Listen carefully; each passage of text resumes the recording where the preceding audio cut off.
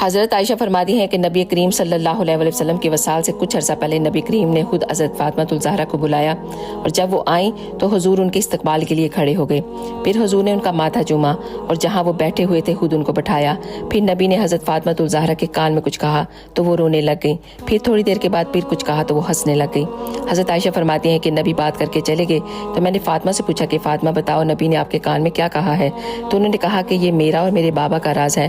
تو پھر کچھ دن کے بعد نبی کے وصال ہو گیا۔ تو پھر حضرت عائشہ نے حضرت فاطمہ الزہرا سے پوچھا کہ فاطمہ وہ کیا راز تھا؟ تو حضرت فاطمہ الزہرا پھر رونے لگی اور کہنے لگی نبی نے مجھے بلایا اور فرمایا کہ اے فاطمہ میرے جانے کا وقت آ گیا ہے، اور میں رونے لگی، اور پھر فرمایا کہ تم پہلی ہوگی جو مجھ سے جنت میں آ کے ملو گی۔ تو پھر میں ہنسنے لگ گئی۔ پیارے نبی کی پیاری بیٹی آپ کی وصال کا سنا تو رونے لگ گئی، پھر جب اپنے وصال کا سنا تو ہنسنے لگ گئی۔ اللہ اکبر۔ اللہ تعالی ہم سب کو اپنے نبی کے حکم پہ چلنے کی توفیق دے، آمین۔